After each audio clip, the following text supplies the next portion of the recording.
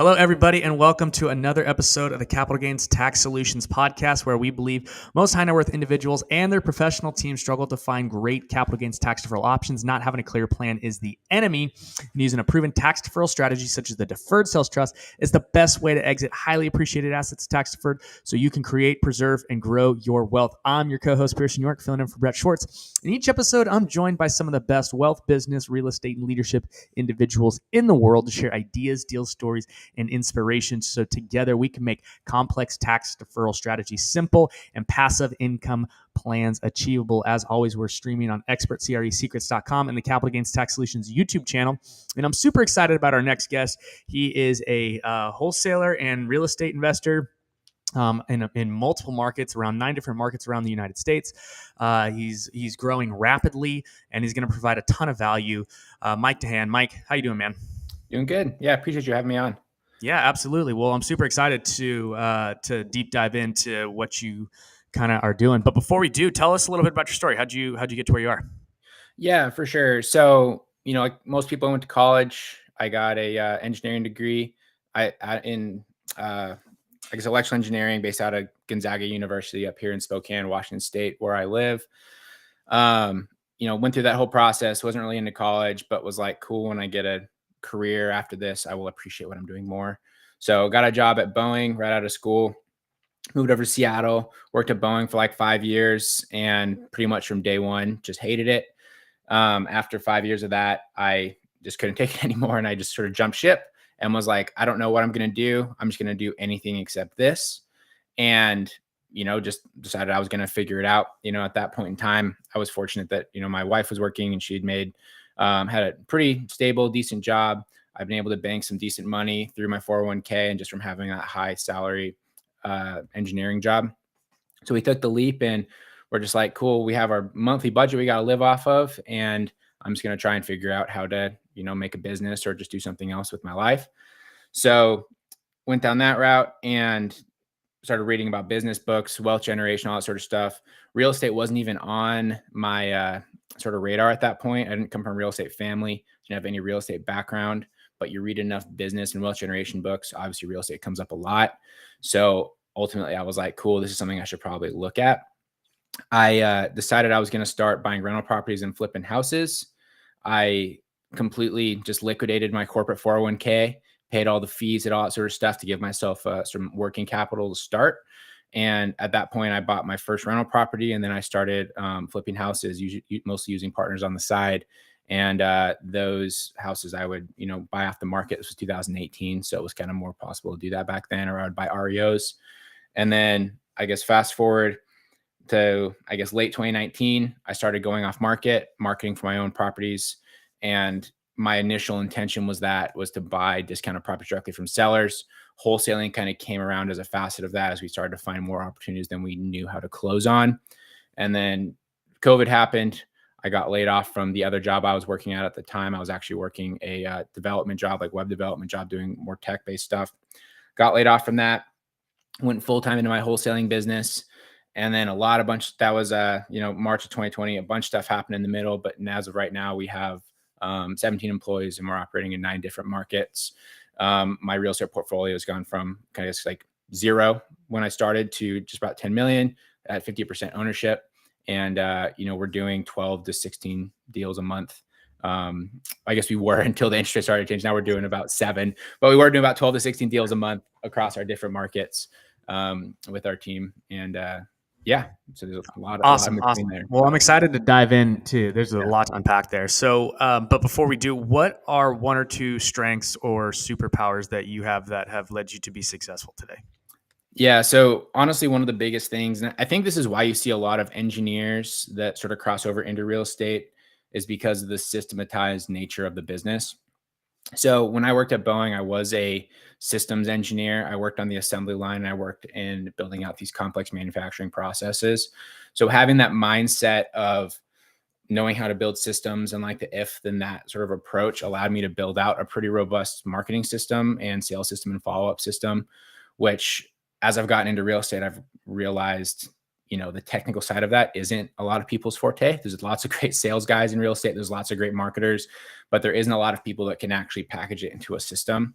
So that's kind of been, I guess, my biggest superpower that's allowed me to scale like we have in a relatively short period of time. Yeah, and that is such a true thing, because like that is one of the biggest challenges we're having right now in our business, is trying to figure out how to put all of these different systems together, which systems to use, which systems to not use, which ones to pay for, which ones to not pay for. Yep. Like, and then like, where do you do with all of these people that are coming in on 3 different systems? Like, how do you go through and actually like create that system? So that's kind of what I want to deep dive into you today, and then get in a little bit into like the market shift and where you think things are going. So let's start off, since it's your strength, right? Building systems. What are the top 3 things someone who's new should do to start building out their systems, or how should they start about or look at this? Where do people start? Yeah. So when it comes to building the systems and the general process, it's not rocket science. I mean, like, honestly, what we do isn't that inherently different than what you can learn about on YouTube, what you can hire a real estate coach to teach you. But what we do is we approach things with a way where we put kind of our own spice, our own flavor on it, which makes us stand out, and a lot of it revolves around, brand recognition, little details on your marketing pieces, little details in your conversations that makes it so that you are, 1 or 2% more recognizable than all of your competition.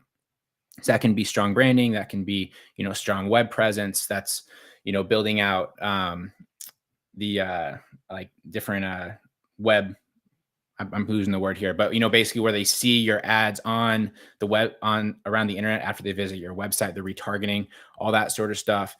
And building out your process kind of with the goal to be omnipresent once someone starts to engage with you. Okay. Because it's a very competitive space. There's a lot of people that you can go and start trying to find off-market properties with very little experience and not a huge amount of capital. So it's very important that you stand out amongst all the noise out there. So when you're approaching it, like, I think the biggest mistake a lot of people make is they say, I want to buy off-market houses, apartment complexes, whatever it is. And they go and they, pull a list. Anybody can pull a list. It just costs a little bit of time, money. They go and they send some mail, they make some cold calls, they send some text, whatever. They don't get any results in the first like 2 to 3 months. And like, this is bullshit. It doesn't work. So then, what they don't actually build the presence in the brand around it. So if you instead you approach it of like, I'm going to do this for 3 months, but when they get my card, let's just say direct mail, that's what we mostly use. Get my card, they're going to go to my website. After they go to my website, they're going to see us. They're going to see our track record. They're going to see reviews from other people. Okay. And then after they visit our website, they're going to go on their Facebook. They're going to see ads from us. They're going to go and they're going to Google whatever, and they're going to see Google ads from us. And all of a sudden, we are now meeting that typical marketing. I don't know if it's a belief or an actual proven metric that somebody has to be exposed to you 7 times before they're willing to do a transaction or have a conversation.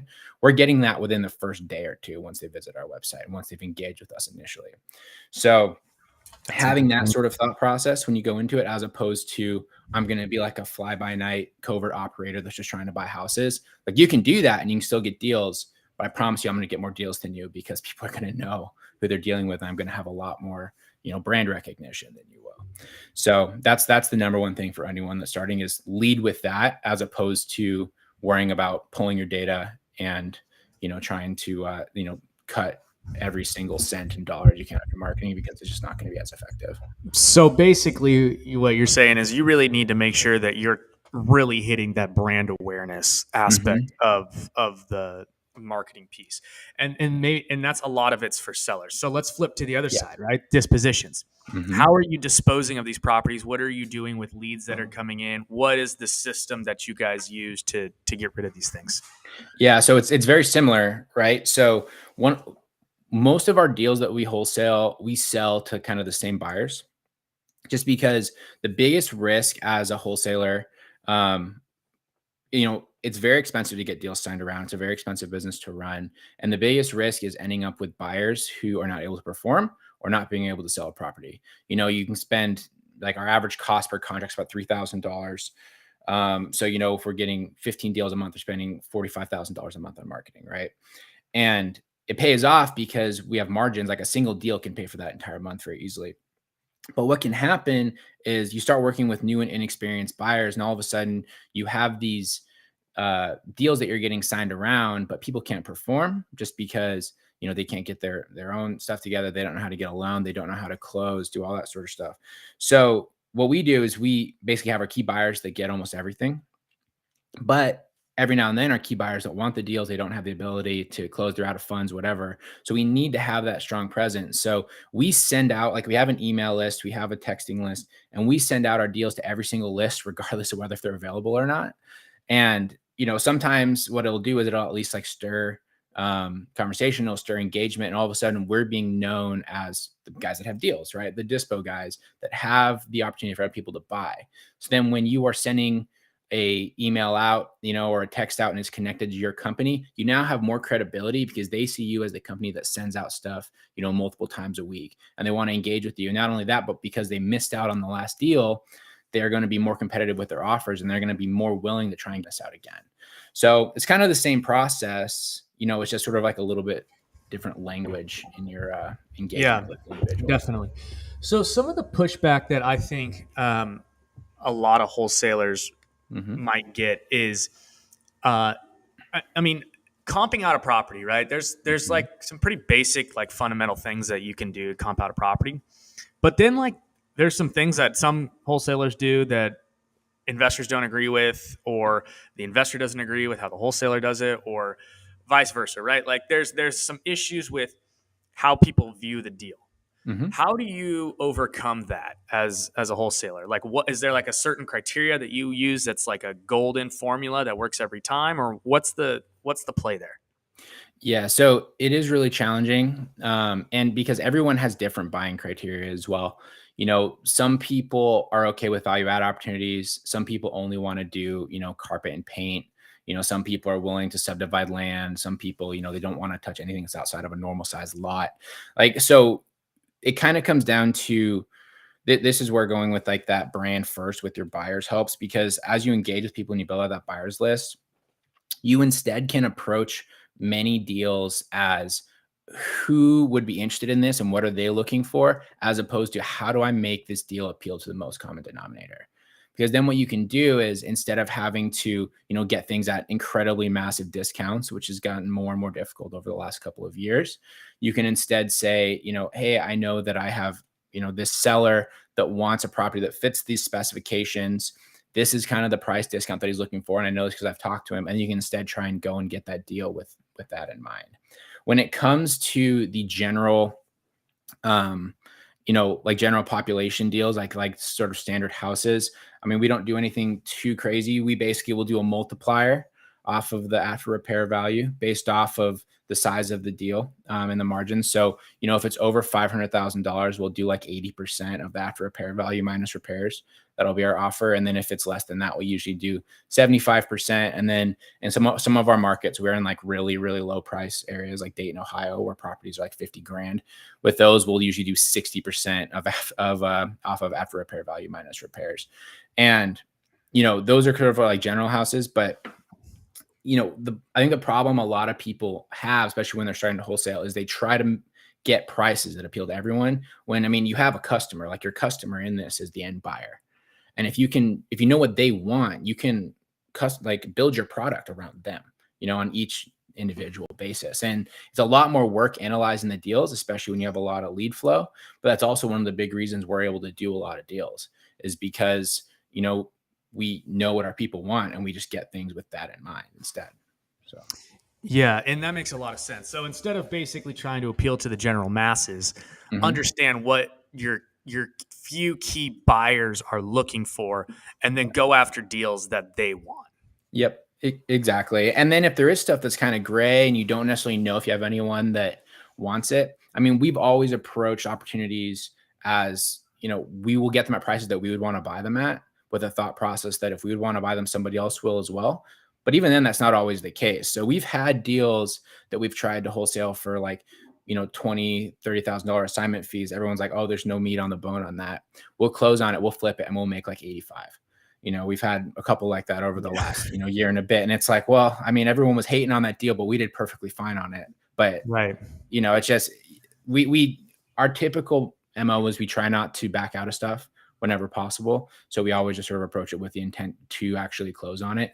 And I think that too allows you to make other opportunities. So Yeah, definitely. And that brings up another point. Like, cause some people will be like, oh, there's no fat on this or whatever. I mean, some of the guys that we work with over here have been doing this for, I don't know, 8-9 years, probably 13 now. 2008 is when they started, like in the crash, and they rode all the way up. And there's such a discrepancy in their, thought process as to how much something should cost, right? To yeah, repair, right? And then like totally, the yeah. other guy's like, well, this is a full gut job. And they're like, you can do that job for 60 grand easy, Mhm. and it's like, it's frustrating sometimes as the dispo guy to be like, well, I don't know who's more right, because prices have gone up, right? Insurance costs have gone up. The price of materials has gone up.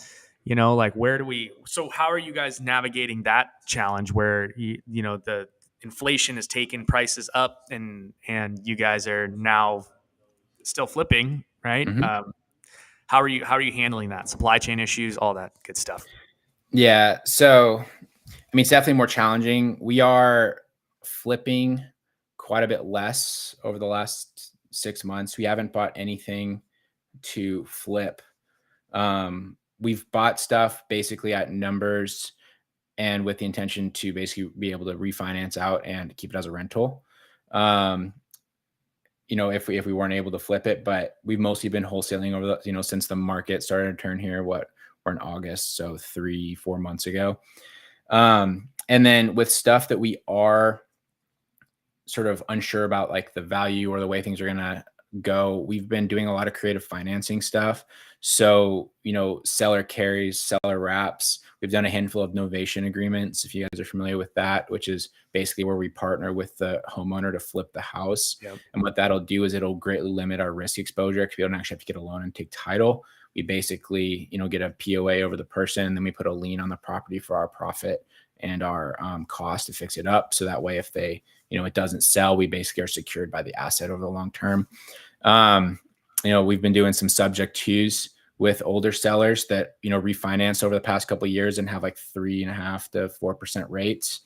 And, instead of us having to do 7.5%, we'll buy it subject to and then just give them like a solid down payment.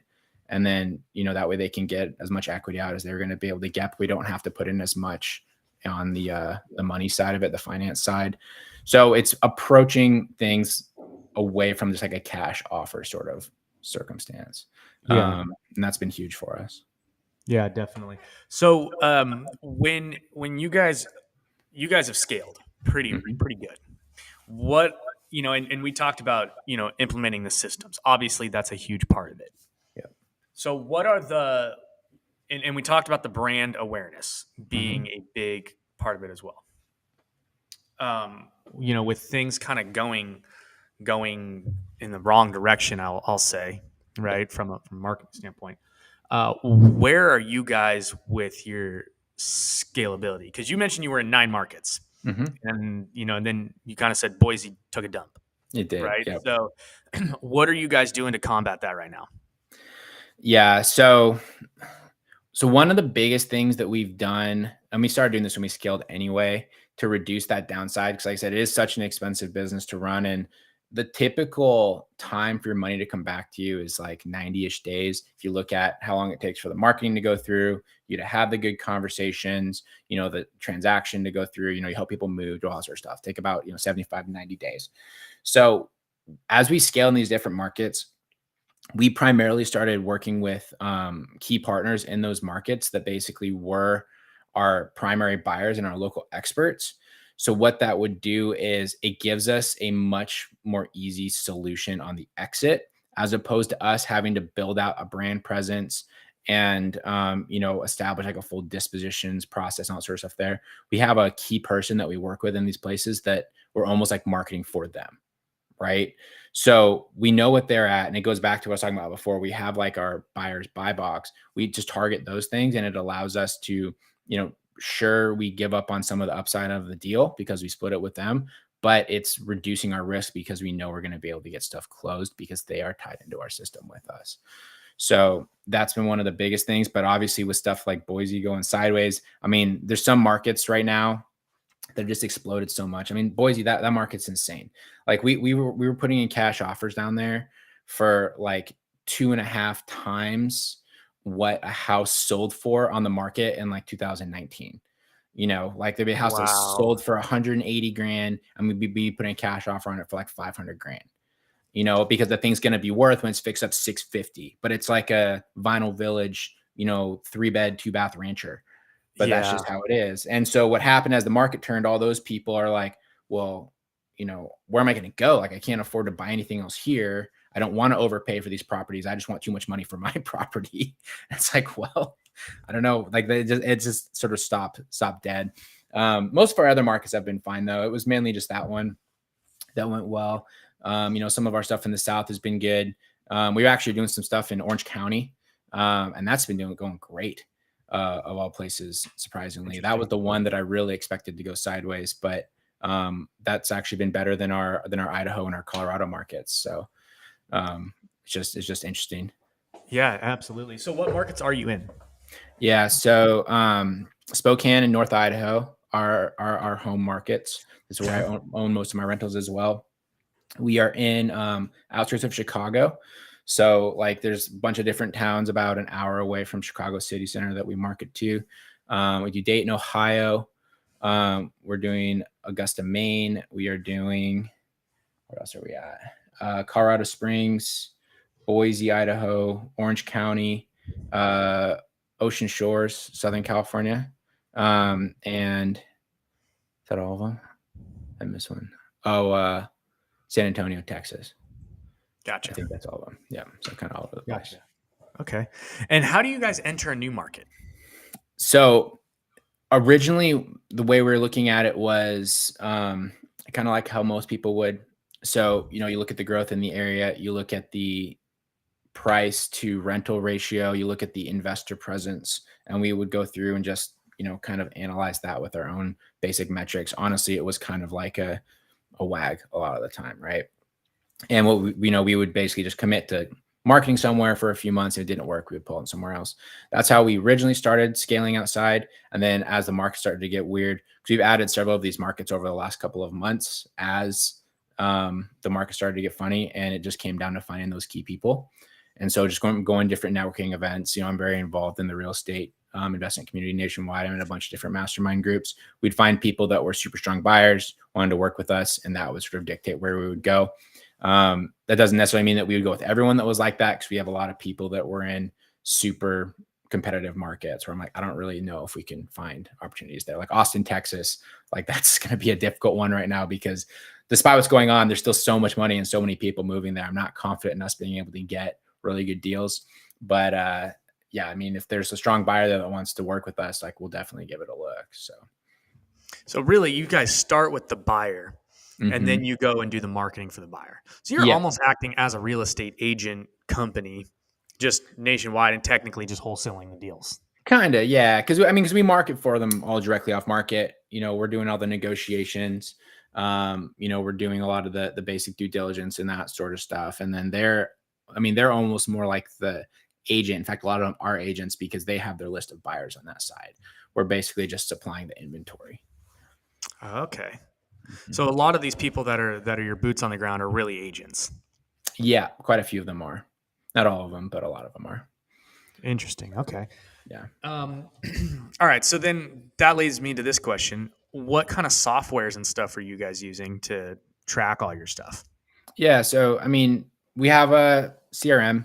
We just use one called RE Simply. It's a very popular one these days that most people can go use. It's a super turnkey CRM that's built for real estate investors. Data pulling will depend on the kind of assets that we're using, but same as most people, we use PropStream, or we will use, I got the name of the commercial one that we use. Typical there. And then for our database stuff, we just use a system that's called Invelo, which is basically database management that we use to do our list stacking. And that's honestly it. Like it's not a lot of rocket science outside of that. And then, just organizing everything. We have a Google Drive that's a giant mess with a bunch of different stuff in there. And we just sort of turn and burn and just keep everything rolling that way. So. Interesting. Okay. So no like super crazy Freedom Soft or Investor Lift or Nope, nothing, just a nothing. few. Yeah, nothing like that. I think the thing that sort of gives us the competitive advantage is the way that we structure the marketing and the data cycle, which is, I guess, what I would say is sort of like our IP. Um, so we have like these different ways that we hit these different people with different types of marketing that's all kind of like scheduled out based off of when they enter our system. And then as the data comes through and gets filtered, the way that we sort of like reanalyze the data and we modify the data for stuff that isn't working, is what gives us sort of like a major competitive advantage. And a lot of it, I won't go too much into the weeds with it, but a lot of it's manual. I have a lot of VAs that will go through and just be manually checking stuff and changing things and doing all that sort of stuff to make sure that all of our data is correct and that we are being as effective as possible with our marketing. That's interesting. So you're not really diving into the automation systems. You're really just kind of having VAs do it. And Yep. Yep. Yep. interesting. Yep. So it's funny. We originally went down the path of doing a lot more automations, but it just comes down to risk reward, not risk reward, like the risk return on it, because you can find VAs to do repetitive tasks for so much cheaper than it would take to develop anything that's truly automated. And sure, there's some more headaches with it, but honestly, once you have it at scale and you get like the king VA to monitor the rest of the VAs, it's not that bad. Interesting. They just sort of churn through and we almost have just like a team that runs all that ourselves. So. Nice. Okay, cool. All right. Well, so are you guys exiting anything right now? Yeah. We have a couple of properties actually that we're looking to exit. And I mean, I'm glad that we're chatting because this is something that we've been trying to figure out is how to handle the tax situation. So, we've bought quite a lot of properties over the last little bit, especially in our local market. And, from our marketing too, even though I'm a wholesaler, we found not just like single family stuff. We found, we've done deals with mobile home parks, triple net properties, like land, everything you can say. They've all come through the same marketing channels. The interesting thing is we don't even necessarily market to them. It's just in the method of marketing for distressed sellers. Distressed sellers don't always only own a house. Sometimes they own like larger assets. Yep. Like we bought an 8-unit apartment complex nearby here for $475,000 last December. And once the thing is stabilized and fully rented out, which we're almost done with that, thing should be worth just south of $1 million. And our total money would be like less than 50 grand. So, that's a pretty sick deal. So that's one that we're looking to exit here. And we're like, if we sell it though, what are we going to do with all that money, especially with the way that we're approaching a lot of our purchases right now? We're doing, low money down, seller wrap, seller finance, things like that. Like I almost need to force a deal to put that into, but obviously I don't want to buy a bad deal with, $350,000 in profit. Yeah, definitely. And that's, and that kind of leads me to this question. So, I mean, if you're going to do a 1031, right, what's the biggest frustration with that? I mean, it's obviously finding the deal, right? And especially doing it in a timely manner.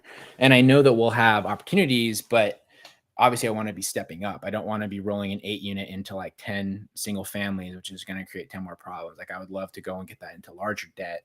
So, we've looked at things like syndications and, DSTs, all that sort of stuff. But if we could roll it into a much larger asset, that would obviously be ideal. So we can get more long-term debt that's at a decent rate. So, I mean, not decent rate now, but could be a decent rate sometime again, hopefully in the future.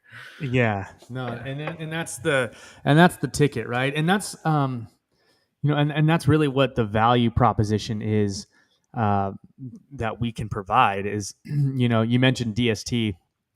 I'm going to go out on a limb here and assume that you were referring to a Delaware statutory trust. That was what I was referring to. Yeah. Cool. So we have a DST as well. But this one is called a deferred sales trust. But the difference is Delaware is basically a 1031 into a REIT. And so you got to roll all of everything over into just basically a big 1031, REIT company, which is cool. You get turnkey, properties, Class A properties. However, you're illiquid, you're stuck in the deal, and you have no control. You get your pref, but they are expensive.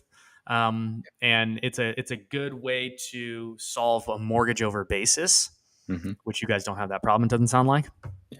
So. But for a lot of people, right there's a lot of drawbacks to the DSTs, the Delaware Statutory Trusts, and the same thing you mentioned with the 1031s, right? Like 10 are essentially, they're great if you could find that up leg right away. But if you got 45 days to identify and 180 days to close in a market that's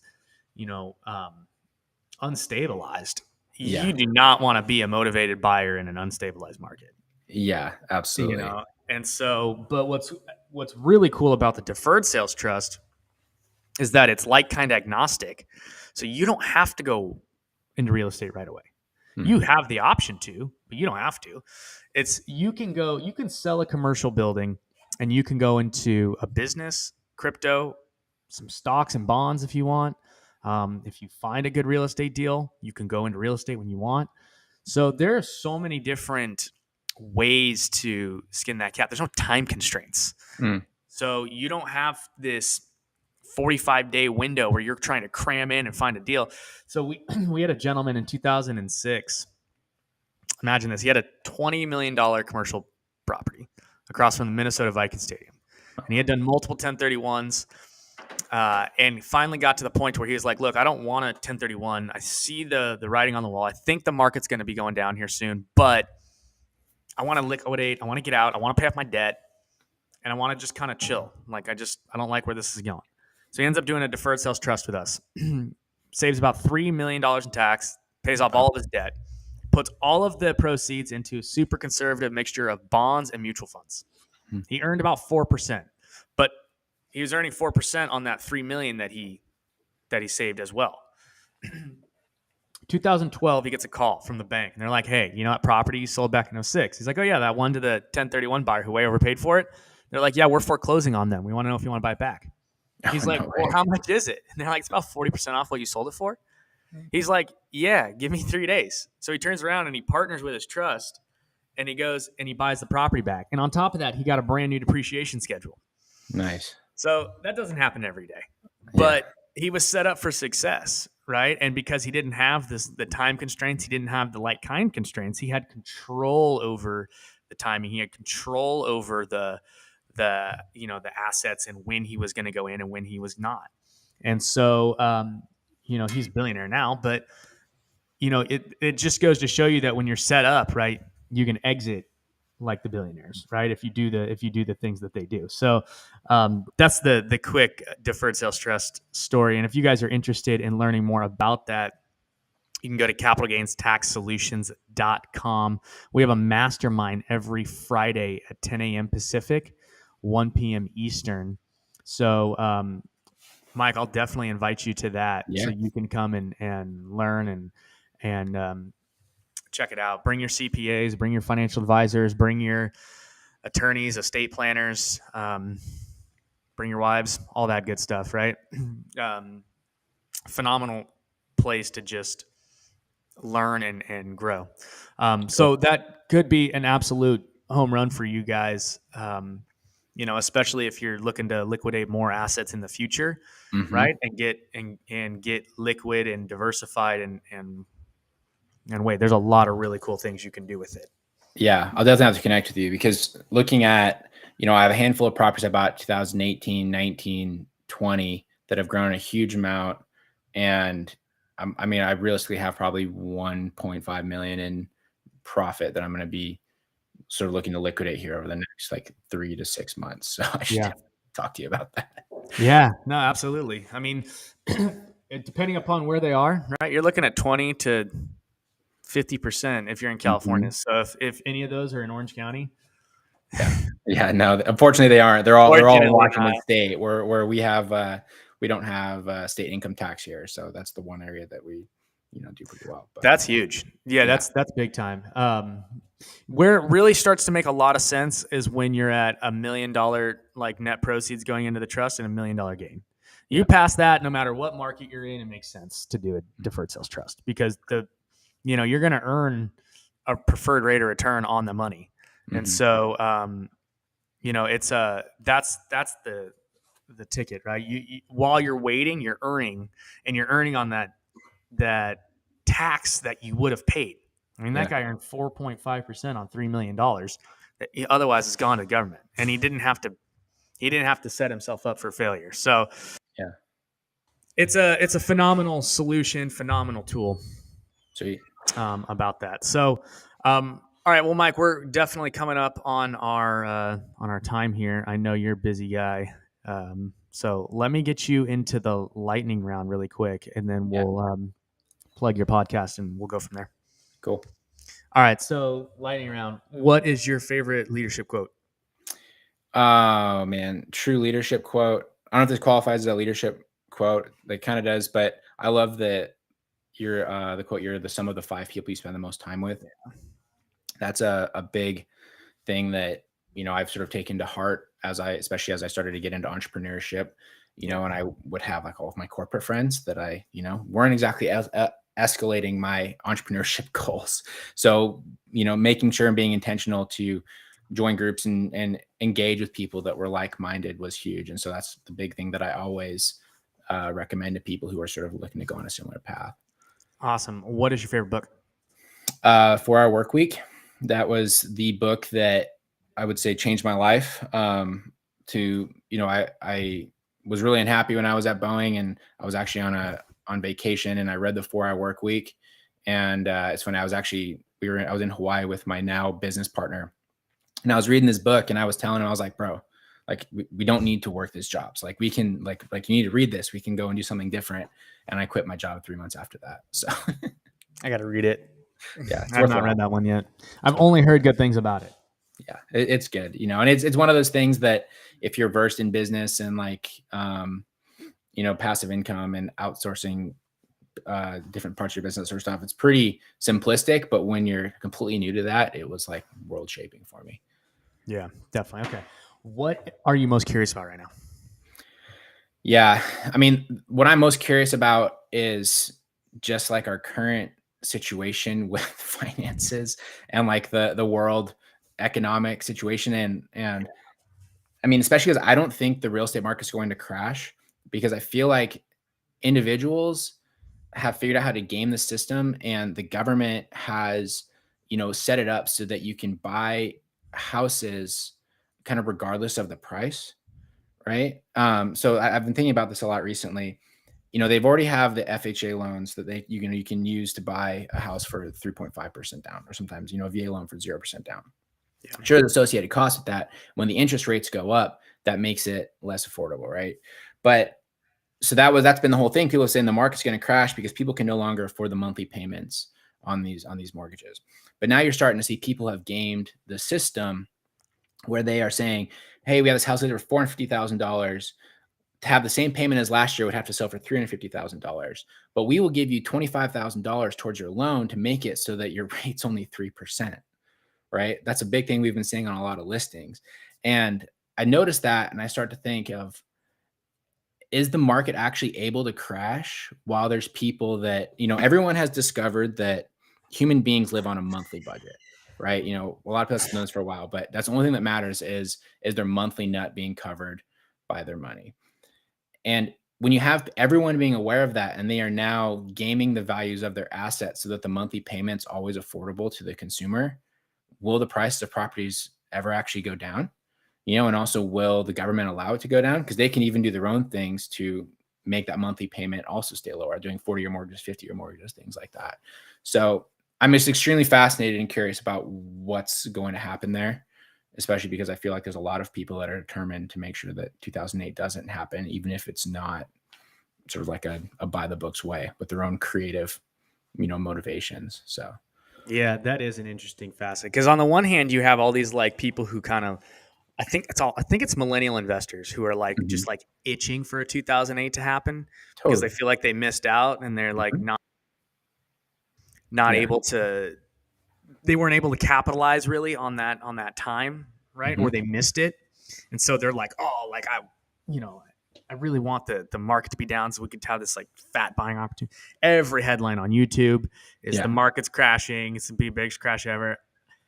I don't know. I mean, I think prices will dip a little bit, maybe another like 5 to 10%, but I think they'll normalize and they'll stabilize. I mean, we were in such a crazy, stupid market. It was unbelievable. Totally.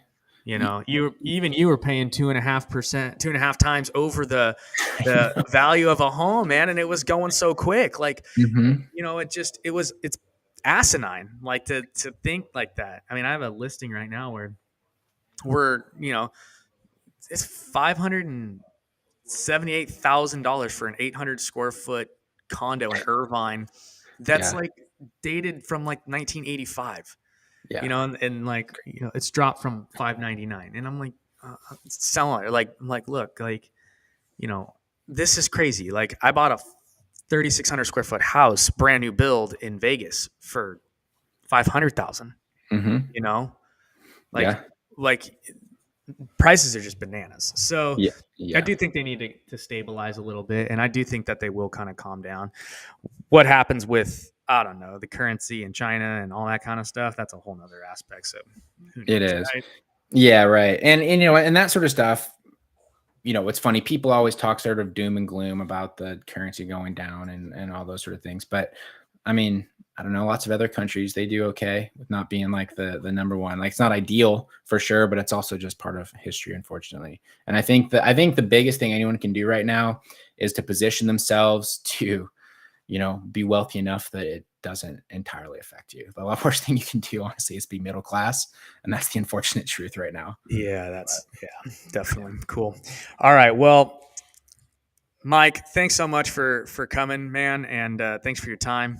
And Yeah. thanks again, everybody, for listening to another episode of Capital Gains Tax Solutions podcast, where we believe most high net worth individuals and their professional teams struggle to find great capital gains tax deferral options. Not having a clear plan is the enemy. Using a proven tax deferral strategy such as the Deferred Sales Trust, best way to exit your $1.5 million profit tax deferred, so you create, preserve, and grow your wealth.